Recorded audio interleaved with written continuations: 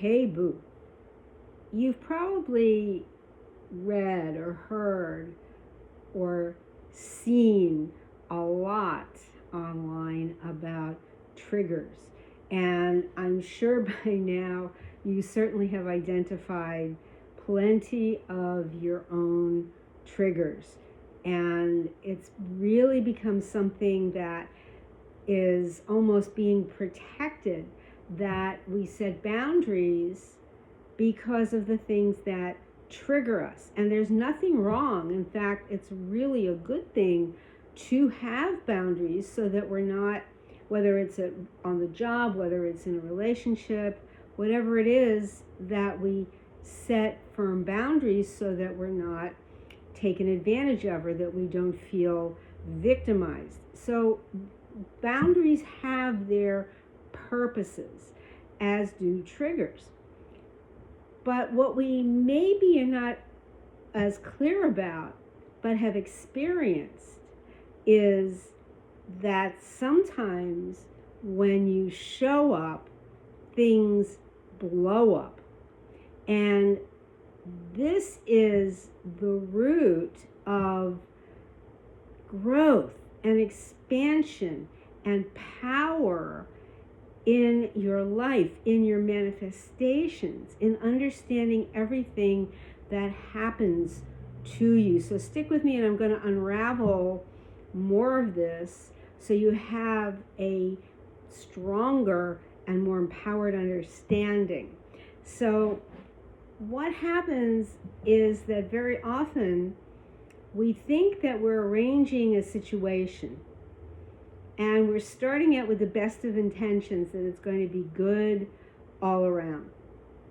But somewhere along the way, somebody reacts to something you said, something you did, something that you had in mind as the outcome that you wanted, but it completely flipped the script.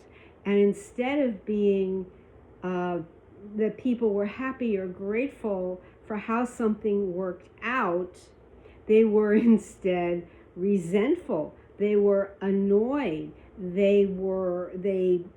Afterwards they stopped talking to you, or they started to exclude you from their circle. I was just reading today, I've been thinking about this, and of course when you start thinking about something, God, universe starts putting more and more clarity, more evidence in front of you, that, and without twisting it, because sometimes that starts to happen too, that you're thinking about something and the seeming evidence is showing up, but all you're really doing is that you're adding meaning to justify your feeling of being a victim.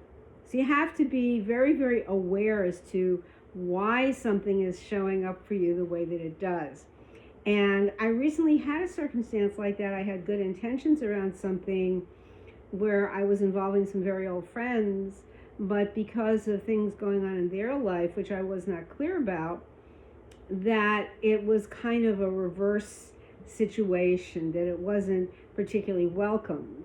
And it's going to happen sometime, even if you're like the boss manifester, nonetheless, it is still going to arise. Things happen for Neville Goddard in his own experience that didn't go the way that he wanted, or he had one time he fell on the street, hurt his back. He's going out for a walk, or he had to go somewhere and he hurt himself, or he got sick, came down with a bad flu. So you might as well say, well, here's someone who's always imagining, ultimate wellness, perfect health, and yet he nonetheless got sick. So here's the point. If you're saying, well, why are you bringing up these negative seeming situations where you're kind of put at your worst despite your best intentions? But there is a good reason for this, and it's actually a fantastic reason, because it helps you to grow, to spiral to higher. I don't mean to spiral out of control. I mean, Neville called that spiraling upward. That's very powerful. You're not, meaning you're the opposite of caught in the Groundhog Day loop over and over again. It's a whole different thing. You're breaking free of that in order to really soar higher. And the fact is that when we see these things, and it can be in the workplace. Maybe you've had situations where you were trying to connect with a certain group of colleagues, peers, people you wanted to know better, and it just wasn't connecting. Maybe they were sort of avoiding you. They weren't including you in their break time, or going to lunch together, or in school. Wow, where does it happen more with cliques? I sure remember that when I was in school. So we all experience some level of this at some point in our life. So what brings this up? If you are imagining yourself as independently wealthy, say you're struggling right now, your bank account doesn't look very good. It's not in the black most of the time. It's it's in the red. The money's not there. You have debt. You have other things you're dealing with financially, and you work to see it, to feel yourself as being independently wealthy, that you're not attached to whether you can see money in the bank or not. It just shows up. And it just comes to you. And that actually happened to me literally today. I had been imagining something that for a certain amount that I wanted to have for something. It showed up like right there in my hand, literally. And this is when you're not attached to it. I wasn't attached to how can I make it happen? I have no idea where the money's coming from. What am I going to do? And biting my nails. No, I wasn't doing any of that. I was just really chill about money coming in. So what this leads to is, if you are thinking about being wealthy, and as you have this imagining of what your life would be like, a lot of the friendships and connections that you had start to fall away. Either the people that were really good pals are not including you. They may be ghosting you. And this is the blow up that I'm talking about, what your growth is triggering, because God, divine source, sees this as the takeoff point for you. And look at it this way. When a rocket ship is going up into space from the launch pad, as it starts to get to a certain level, the booster rockets start to fall down into the ocean. They just fall away. And it's that you are now soaring. So anything else that was there to help you is going to fall away of its own accord. Now, you could say it depending on if you're into Eastern philosophy or just understand this in general. You could say it was the karma. The karma ran out.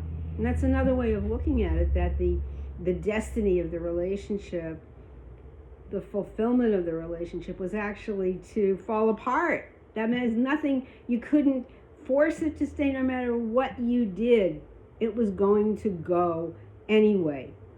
Or the job that you got fired from, because you knew you were destined for a greater opportunity.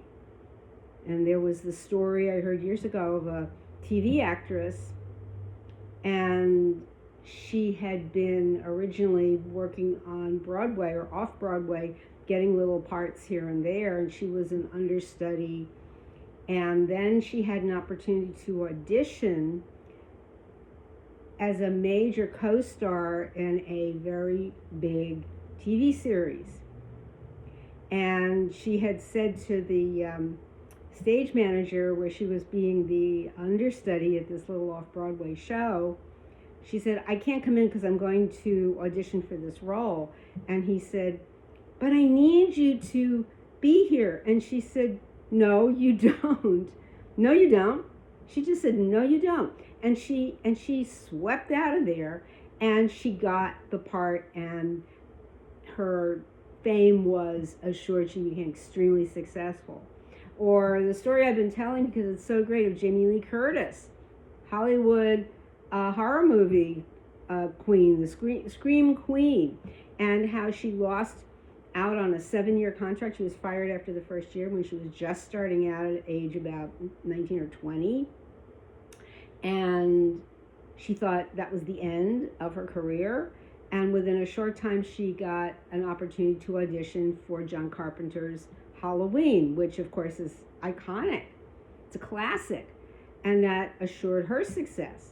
So this is what happens, is that when something seems to blow up in your face because you showed up but it was not going to happen, that is because there is something greater that has been ordained for you. It is literally assumed.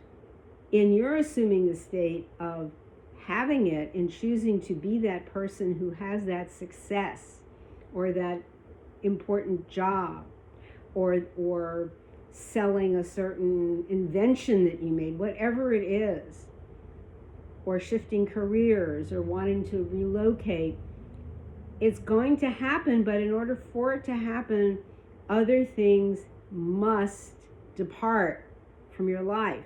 But instead of thinking from a position of loss, you're going to think from a position of abundance, of gratitude, of wealth, of peace, of freedom. Because these things, if the things that you were hanging on to were only keeping you down, you must let them leave rather than trying to hang on to them.